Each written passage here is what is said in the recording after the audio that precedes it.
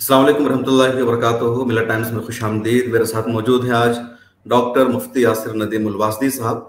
पिछले दिनों मैंने मिल्लत टाइम्स पर एक वीडियो में तबसरा किया था कि डॉक्टर मुफ्ती नदीमुल वाजदी साहब का कहना है मुस्लिम पर्सनल लॉ का इस्लामी तशख़्ख़ुस से ताल्लुक़ नहीं है। इसी तरह अमेरिका और भारत के हवाले से उन्होंने मिसाल भी दी थी। काफ़ी तनाज़ुर भी हुआ सोशल मीडिया पर, और इस वक्त मैंने चाहा कि खुद बराह रास्त मुफ्ती साहब से बातचीत करते हैं कि उनका मौक़िफ़ क्या है, क्योंकि उन्होंने अपनी एक तहरीरी वज़ाहत भी जारी की थी और उनका कहना था कि मैं किसी और पस मंज़र में कह रहा था, इसको कुछ और समझ लिया गया है, मेरी मंशा वो नहीं थी। और हाल ही में मुफ्ती साहब की तरफ से अपडेट भी सामने आया कि उन्होंने अपने यूट्यूब से उस 12 मिनट के क्लिप को भी डिलीट कर दिया है, जिसके शुरू के 3-4 मिनट में बात समझी जा रही थी कि वो एक तरह से ये बात कह रहे हैं कि अगर यूनिफॉर्म सिविल कोड नाफिज हो जाता है तो उससे भारत के मुसलमानों के इस्लामी तशख़्ख़ुस पर कोई असर नहीं पड़ेगा, या जिस तरह मुसलमान अमेरिका और दूसरे मुल्कों में रहते उस तरह यहाँ भी रह लेंगे। तो बराह रास्त मौजूद है मुफ्ती यासिर नदीमुल वाजदी साहब, उनसे बातचीत करते हैं। हमारे बहुत सारे व्यूअर्स की भी ख्वाहिश थी कि आप उनको बुलाइए, उनसे बातचीत कीजिए और ताकि वो अपने मौक़िफ़ की खुद वजाहत कर सके। मुफ्ती साहब, मिल्लत टाइम्स में खुश आमदीद। जज़ाकुमुल्लाह खैरन। सबसे पहले तो मैं ही जानना चाहूंगा कि जो आपकी वीडियो को लेकर के लोगों में बेचैनी थी, परेशानी थी कि आप जो जमहूर की राय है या हिंदुस्तान में जो यूसीसी के खिलाफ एक लड़ाई लड़ी जा रही है उससे हट करके लोगों को एक राय दे रहे हैं और ये कह रहे हैं कि इसका विरोध करने की जरूरत नहीं है, क्योंकि आप इख्तलाफ भी करेंगे, इसकी मुखालफत करेंगे, प्रोटेस्ट करेंगे, तब भी सरकार इसको नाफिज करने में कामयाब हो जाएगी। तो असल आप कहना क्या चाह रहे थे? मैं जज़ाकुमुल्लाह खैरन, आपने मुझे इनवाइट किया सबसे पहले, और जहाँ तक आपके इस सवाल का ताल्लुक़ है तो मैं ये समझता हूँ मेरी अपनी दानिश्त के एतबार से जो मौक़िफ़ मैंने इख्तियार किया है इस पूरी कंट्रोवर्सी के दौरान, और वो मौक़िफ़ पहले अगरचे निकल कर सामने नहीं आया था, लेकिन हर शर से कुछ ना कुछ खैर बरामद होती है।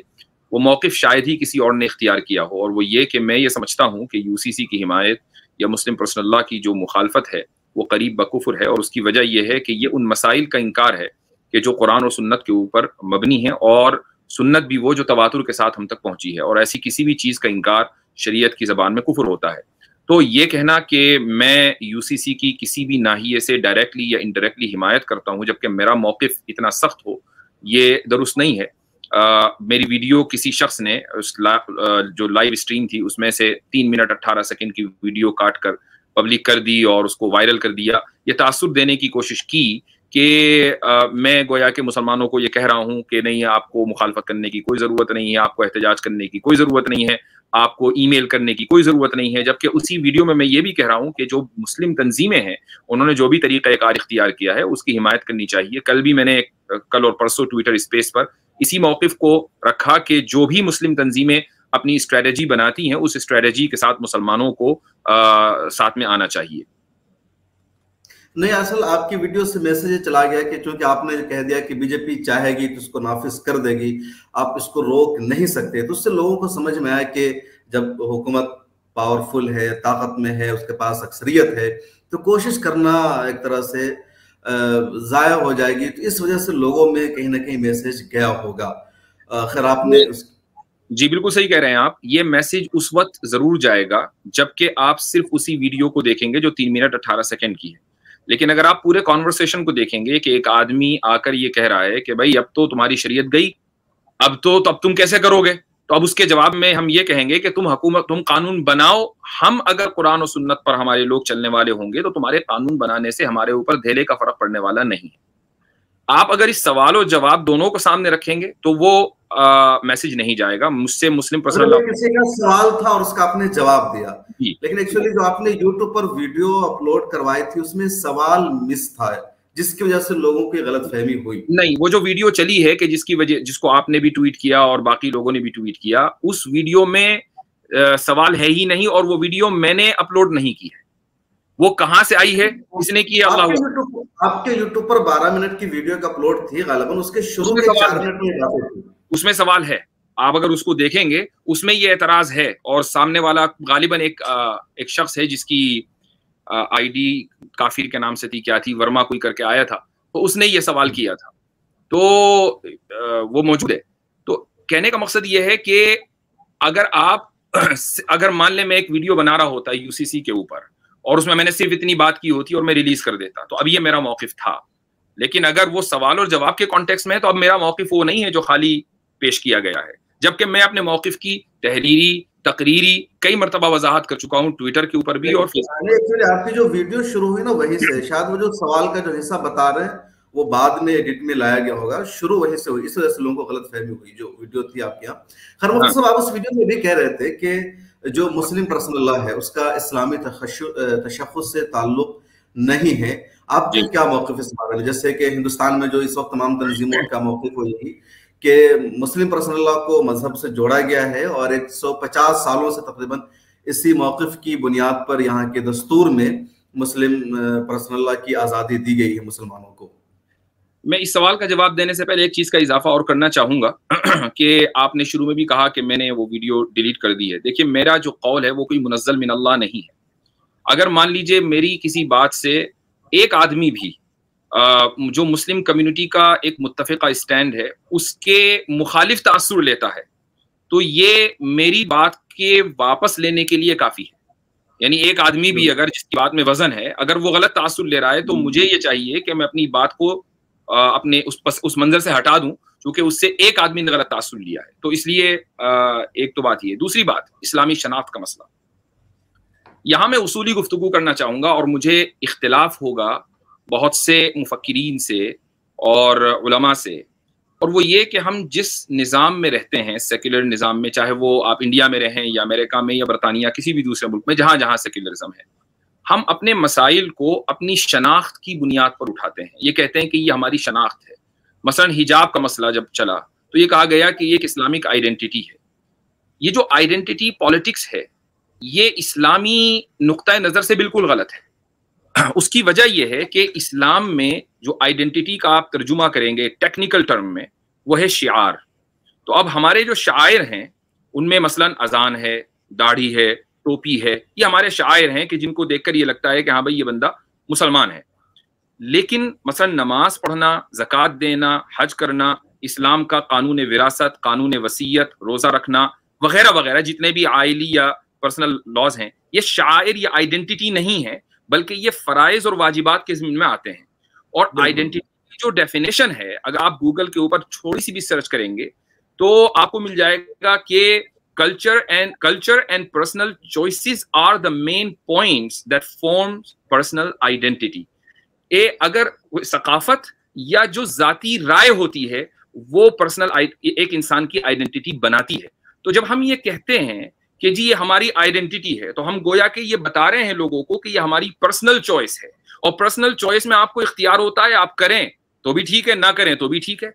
तो फिर आपको पब्लिक ऑर्डर का हवाला दिया जाता है या इंस्टीट्यूशन के ऑर्डर का हवाला दिया जाता है और ये कहा जाता है कि भाई आप अपनी पर्सनल चॉइस अपने पास रखें, अपने घर पर प्रैक्टिस करें। जब आप पब्लिक में आएंगे तो फिर आपको जो है वो कलेक्टिव ओपिनियन को फॉलो करना पड़ेगा। हम ये कह रहे हैं कि ये मसाइल हमारी शनाख्त यानी आइडेंटिटी का मसला नहीं है, ये हमारे इसेंशियल्स हैं, ये हमारे फराइज हैं। तो जब जिस तरीके से मान लीजिए अगर कोई हुकूमत ये कानून बना दे कि आप नमाज नहीं पढ़ सकते, तो क्या आप नमाज पढ़ना छोड़ देंगे? या अब ये कहा जाएगा कि नहीं अब चूंकि हुकूमत ने कानून बना दिया अब तो हम नमाज पढ़ ही नहीं सकते? ऐसा नहीं होगा। आप नमाज पढ़ेंगे, आप उसके लिए आखिरी दम तक जाएंगे, लेकिन नमाज पढ़ेंगे। ये मैंने एक मिसाल दी, क्यों? इसलिए कि नमाज फर्ज है। ऐसे ही जो और अहम इसकी अहमियत में इजाफा किया, और यही सबका मौक़िफ़ भी है कि जो मुस्लिम पर्सनल लॉ है वो मजहब का हिस्सा है। जिस तरीके से नमाज रोजा मजहब का हिस्सा है, उसी तरीके से इस्लामी निज़ाम के मुताबिक शादी करना या तलाक का होना या खुला के मसाइल या विरासत के मसाइल उसी तरह है। और यही लड़ाई चल रही, जो बीजेपी के लोग हैं मुसलमानों को ये कहकर भटका रहे हैं इन दिनों कि नमाज रोजा पर असर नहीं पड़ेगा और इसका उससे ताल्लुक नहीं है। तो इसी वजह से लोग पूरा मौक़िफ़ यही है मुझे सभी का कि ये मजहब का हिस्सा है। अगर इससे आप रोकेंगे तो मुसलमान अपने मजहब पर अमल करने से महरूम होंगे, वो गुनहगार समझे जाएंगे। वो जो रखा जा रहा है ना वो गलत तरीके से रखा जा रहा है। हमारा इख्तिलाफ इस पर है। हम ये कह रहे हैं कि शनाख्त का मसला है। हम ये, मेरा कहने का मकसद ये है कि शनाख्त का मसला नहीं है, ये आपके वाजिब और फराइज का मसला है। शनाख्त वो अगर शनाख्त कह रहे हैं तो वो एक अल्फाज बदल कर कह रहे हैं। जैसे कल ही मैंने मौलाना सज्जाद नुमानी का इंटरव्यू लिया तो उनका ये कहना था कि हमारे मजहब का हिस्सा है, ये लाजमी जुज़ है मजहब का ये सारा। तो अंदाज अलग अलग है, क्योंकि आपने अपनी उस वीडियो में ये कहा कि मुस्लिम पर्सनल लॉ, इस्लामी तशख्खुस पर मुस्लिम पर्सनल लॉ के खत्म हो जाने से कोई असर नहीं पड़ेगा। नहीं, मेरे बात मैंने क्या कहा, मैंने ये कहा कि अगर आप समझते हैं कि मुस्लिम पर्सनल लॉ आपके तशख्खुस की बुनियाद है तो ये दुरुस्त नहीं है। मुस्लिम पर्सन, मैं अभी भी कह रहा हूँ, کہ جو لا ہے حکومت نے, وہ مسلم پرسنل لا کہاں سے آیا؟ قانون حکومت نے بنایا نا. حکومت کا کوئی بھی قانون ہمارے تشخص کی بنیاد نہیں ہے. ہمارے تشخص و دین کی بنیاد قرآن و سنت ہے. یہ اس مسلم پرسنل لا حکومت کا بنا ہے وہ قانون نہیں ہے. اصل دقت کہاں ہوگی کہ قانون بن جاتا ہے, یقیناً اگر کوئی اسلام پر عمل کرنا چاہے کوئی نہیں روک سکتا ہے, لیکن کچھ معاملے ایسے آ جاتے ہیں جہاں پر دشواریاں ہو جاتی ہیں. جیسے شادی کا مسئلہ ہے, کوئی دوسری شادی کرنا چاہتا ہے. اب اگر کوئی مسلمان نہیں ہے تو وہ ایکسٹرا میریٹل افیئرس کے نام پر کسی کو رکھ سکتا ہے. اب مسلمان ہے تو وہ دوسری شادی نہیں کر پائے گا اگر قانون بن جاتا ہے. اگر وہ کرتا ہے شادی اور اس کا رجسٹریشن نہیں کراتا ہے تو وہ حکومت کی نظر میں مجرم ہوگا کہ تم نے شادی کیوں کی, جبکہ شادی اللیگل ہے, بین ہے, تو وہ مجرم قرار پائے گا, اس کو سزا ہوگی. بھلے اسلامی اصول کے مطابق اس کی شادی سمجھی جائے گی. اسی طرح طلاق کا جیسا بھی معاملہ چل رہا ہے بھارت میں, حکومت نے طلاق کو کرمنل. ابھی آپ نے جو یہ فرمایا کہ نہیں مسلم پرسنل لا جو ہے وہ حکومت کا بنایا ہوا نہیں ہے, تو یہ کس کا بنایا ہوا ہے؟ نہیں, 1937 میں جو شریعت اپلیکیشن ایکٹ بنا تھا تو اس وقت کے جو علماء کرام تھے, جتنے اللہ دہلوی, مولانا ابو المحاسن سجاد اور کئی سارے اکابرین تھے, ان کی تو تجویزیں بیٹھ کر کے ایک میٹنگ کی اور بتایا کہ یہ ہمارے پرسنل لاز ہیں, ہمارے معاملوں میں اسی کے مطابق فیصلہ کرنا ہوگا, اس سے الگ ہٹ کر کے نہیں. اس کے بعد جب 1947 کے بعد جب قانون بنا دستور ساز اسمبلی میں تو اسی کو شامل کیا گیا, الگ سے اس میں کوئی ترمیم نہیں کی گئی. تو یہ تو میں وہی کہہ رہا ہوں کہ یہ جو ایکٹ بنا یہ حکومت نہیں بنایا نا, چاہے وہ علماء کی تجویز پر بنایا ہو یا خود سے بنایا ہو, بنایا تو حکومت نہیں نا. جی ٹھیک. اب اگر حکومت اس ایکٹ کو نہ بناتی تو کیا مسلمان اس پر عمل نہ کرتے؟ نہیں, دشواریاں پیش آتی. اب جیسے دشواریاں بھی نہیں ہے, میں خود کہہ رہا ہوں کہ دشواریاں بہت زیادہ پیش آئیں گی. میں کہہ رہا ہوں بنیاد کیا ہے؟ جب مسلمانوں کے ذہن میں یہ آ جائے گا کہ ہمارے مذہب پر عمل کرنے کی بنیاد یہ حکومت کا قانون ہے, تو جب حکومت کے قوانین بدلیں گے تو پھر لوگ مذہب کے اوپر عمل کرنا چھوڑ دیں گے. جب آپ لوگوں کو یہ بتائیں گے کہ آپ کے مذہب کی بنیاد حکومت کے بنائے ہوئے قوانین نہیں ہے, آپ کے مذہب کی بنیاد قرآن و سنت ہے, اور قرآن و سنت ابھی ڈیڈ نہیں ہوئے ہیں, وہ صبح قیامت تک رہیں گے. مفتی صاحب جو قوانین بنائے گئے ہیں وہ قرآن و حدیث سے بنائے گئے ہیں نا. میں بنیاد جو فقہ اسلامی ہے, جو ہمارا فقہ ہے وہ قرآن و سنت سے ماخوذ ہے. بینی تو کئی چیزوں میں ترمیم کی گئی ہے, حالات کے مطابق جو الگ الگ چیزوں کے اعتبار سے کئی سزائیں اس میں ترمیم کی گئی ہے. اب ہم کرمنل لا میں حکومت کے قانون کو مان رہے ہیں, سول لا میں ہم نے کہا کہ یہ ہماری اسلامی شریعت کے مطابق ہے, اس کو ماننا پڑے گا, یا ہم مسلمان اس کو مانیں گے. حکومت نے اس کے مطابق قانون بنا دیا, تو یہ قرآن و سنت کے بنائے ہوئے قانون ہے. کوئی حکومت کا بنایا ہوا قانون ہے لیکن وہ قرآن سے ماخوذ ہے, تو یہ اسلامی لا ہی کہلائے گا نا, مسلم پرسنل لا کہلائے گا. مان لیجیے سعودی عرب ہے, وہاں زیادہ تر اسلامی نظام نافذ ہے, 100% تو آپ نہیں کہہ سکتے, لیکن وہ جو قرآن و حدیث سے ماخوذ ہے, لیکن وہ اس وقت کے حکمرانوں کا بنایا ہوا ہے. تب اس کو یہ کہہ کر, اب اگر دیکھیں لوگوں کو اعتراض ہوا کہ جی امریکہ سے آپ نے ایکویٹ کر دیا, اب وہی اعتراض پھر آپ پر ہوگا کہ آپ سعودیہ سے ایکویٹ کر رہے ہیں انڈیا کو, جبکہ سعودیہ میں مسلمان حکومت میں ہیں, ان کے پاس قوت نافذہ ہے, جبکہ انڈیا میں مسلمان حکومت میں نہیں ہے. سعودی عرب میں سیکولرزم نہیں ہے جبکہ انڈیا میں سیکولرزم ہے, تو دونوں کو ایکویٹ نہیں کیا جا سکتا. بات اصل میں یہ ہے کہ ہم بحیثیت قوم کے, چونکہ ایک سیکولر نظام میں رہتے آ رہے ہیں گزشتہ 75, 70, 80 سال سے, تو ہم اس باکس کے اندر ہی رہ کر مسائل کا حل تلاش کرنا چاہتے ہیں. آپ کہنا کیا چاہ رہے ہیں؟ کیا مطلب یہ جو مسلم پرسنل لا ہے براہ راست قرآن و حدیث کا نظام ہے اور مسلمانوں کو قرآن و حدیث پر عمل کرنا ہے, تو پھر کیا مسلمان قرآن و حدیث پر براہ راست عمل کریں؟ جو آئین میں رائٹس دیے گئے ہیں, جو دستور بنایا گیا ہے, کیا اس سے خود کو بالا تر سمجھیں؟ وہ نہیں, ہرگز نہیں. آئین میں جو حقوق دیے گئے ہیں, آئین وہ اس کے ساتھ ہمارا معاہدہ ہے, اس معاہدے کے تحت ہم اپنے پرسنل لا کے اوپر عمل کرتے ہیں. میرا سوال یہ ہے, میرا جو پوائنٹ ہے وہ یہ ہے کہ اگر مان لیں حکومت اس کلاس کو بدل دیتی ہے اور پرسنل لاس کو کینسل کر دیتی ہے, تو کیا مسلمان اپنے پرسنل لاس کے اوپر عمل کرنا چھوڑ دیں؟ ایسا نہیں. جب تک ان کا قرآن و سنت سے تعلق رہے گا تو حکومت 1000 مرتبہ قانون بدلتی رہے, وہ اپنے پرسنل لا کے اوپر عمل کرتے رہیں گے. ہاں مسائل آئیں گے, مسائل سے انکار نہیں ہے, مسائل تو آپ آج دیکھ لیجیے آج بھی ہیں, جبکہ پرسنل لا ابھی نہیں بدلا. کیا آپ کے پاس مسائل نہیں ہے؟ مسائل کی فہرست ختم ہو گئی؟ ایسا نہیں ہے. دیکھیے ایک ہے ذاتی زندگی जो इंसान मजहबी है वो आज भी हिंदुस्तान में दोनों तरह का सिस्टम है। मुस्लिम पर्सनल लॉ बोर्ड के, इमारत शरिया के दारुल क़ज़ा मौजूद है। किसी के घर में कोई मामला आता है तो वो इन दारुल क़ज़ा का रुख करते हैं, कोई अदालत का रुख करते हैं। लेकिन एक चीज जो हमारे लिए जायज करार दी गई थी, जो कानूनी तौर पर हम इस्लाम के निज़ाम पर अमल कर रहे थे, उसूली तौर पर, दस्तूरी तौर पर हमसे वो इस्लाम का निज़ाम छीन लिया जाएगा, फिर वो पर्सनल जिंदगी तक महदूद हो जाएगा कि अब चाहे तो अमल करें चाहे तो ना करें। अभी तक अदालतों में मुस्लिम पर्सनल लॉ के मुताबिक फैसला हो रहा था, तो हमारा एक हक था, हमें इख्तियार था। अब जो मजहबी है वो तो मजहब पर अमल करेगा, जो मजहबी नहीं है वो अपनी मर्जी से, जैसे ताजा मिसाल एक देख लीजिए, इलाहाबाद हाई कोर्ट में एक मुसलमान लड़की का केस गया, लड़का हिंदू था और उसने, मुसलमान लड़की ने कहा कि हम अपने उस हिंदू लड़के के साथ या बॉयफ्रेंड के साथ रहना चाहते हैं। इलाहाबाद हाई कोर्ट ने उस एप्लीकेशन को खारिज कर दिया और कहा कि इस्लाम में लिव इन रिलेशनशिप जायज नहीं है, ये हराम है, शादी के बगैर कोई भी रिश्ता जायज नहीं है इस्लाम में, इसलिए आपको हम रहने की उसके साथ इजाजत नहीं दे सकते। और दोनों का शादी का कोई इरादा भी नहीं था। अब वो रहना चाह रहे थे, लेकिन अदालत ने उनको मजबूर किया इस्लाम का निज़ाम मानने पर कि आप इस्लाम को मानिए। इस्लाम ये कहता है जब मुस्लिम पर्सनल लॉ खत्म हो जाएगा, उसूल या एक सिविल कोड नाफिज हो जाता है, इस तरह की चीजें आ जाती है, तो इस तरह के वाक़यात सामने आएंगे।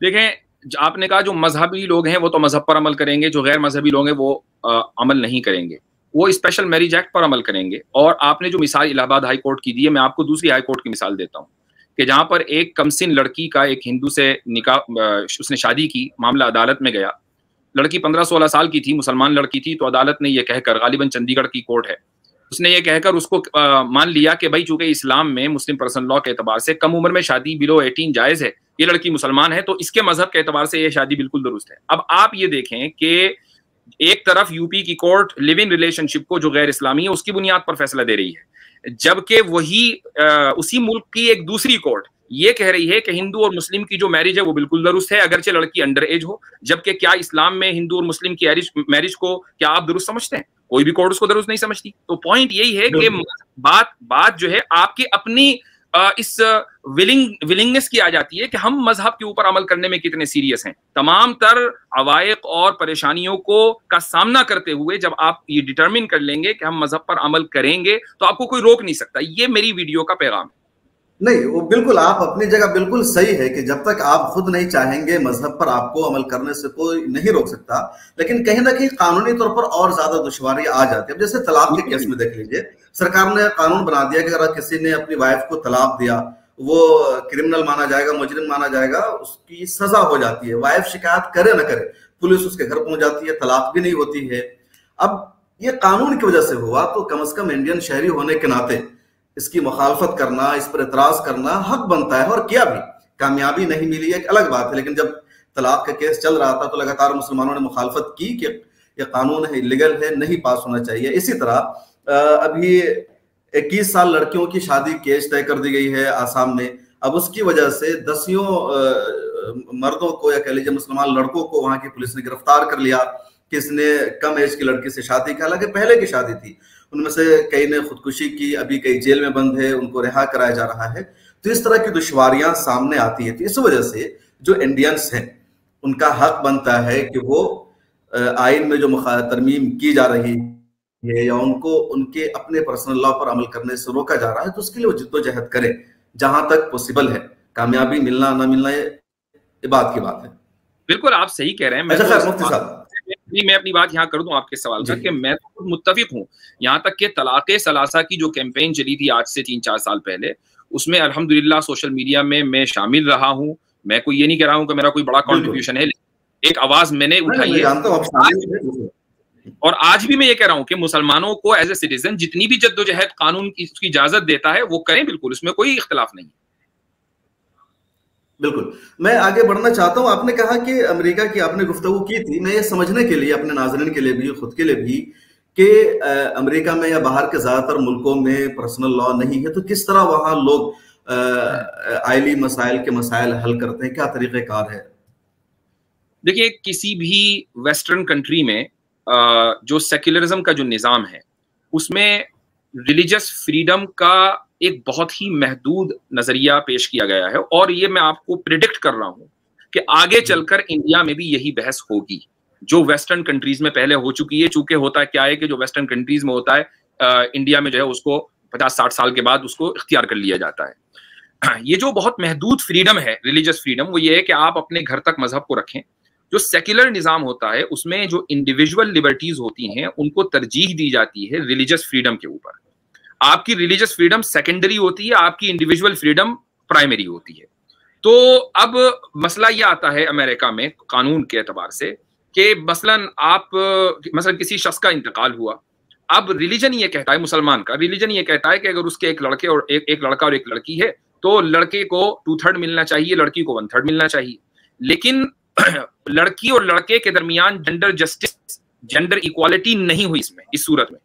अब यहाँ पर सेक्युलर निज़ाम एक्टिव हो जाता है और वो ये कहता है कि भाई मजहब को रखो साइड में, जेंडर इक्वालिटी न होने की वजह से इस लड़की के जाती हक के ऊपर फर्क पड़ा है, लिहाजा हम रिलीजन को नहीं मानेंगे, बल्कि हमारी कोर्ट के अंदर अगर मसला आएगा तो हम दोनों लड़के और लड़की को 50-50 देंगे। ये एक निज़ाम सेक्युलर ममालिक के अंदर होता है और इसी निज़ाम को चलाने के लिए इस वक्त यूसीसी लाया जा रहा है। अब मुसलमान अगर मजहब के ऊपर अमल करना चाहता है तो वो क्या करता है? वो ये करता है कि वो वसीयत के रास्ते से अपनी विरासत के कवानीन को इख्तियार करता है कि वो वसीयत भी ये कर जाता है कि भाई लड़के के लिए 2/3 है, लड़की के लिए 1/3 है। अब देखिए, जब मैंने वसीयत की तो ये मेरा इंडिविजुअल राइट है, मेरे इंडिविजुअल राइट को अब हुकूमत नहीं ले सकती, चूंकि इंडिविजुअल सेक्युलरिज्म में इंडिविजुअल लिबर्टीज ही को सबसे ज्यादा तरजीह दी जाती है। तो इस तरीके से अगर कोई मजहब के ऊपर अमल करना चाहे तो वो मजहब के ऊपर अमल कर सकता है, ये पॉइंट है। बिल्कुल। तो बहुत शुक्रिया डॉक्टर मुफ्ती यासिर नदीम अलवाजदी साहब, आप हमारे साथ जुड़े और हम आपसे समझने की कोशिश कर रहे थे यूनिफॉर्म सिविल कोड को, मुस्लिम पर्सनल लॉ को और आपके मौक़िफ़ को भी। मुझे उम्मीद है कि नाजरीन को हमारी गुफ्तगू पसंद आएगी। आप मज़ीद अपना ख्याल कमेंट सेक्शन में लिख सकते हैं। बहुत शुक्रिया।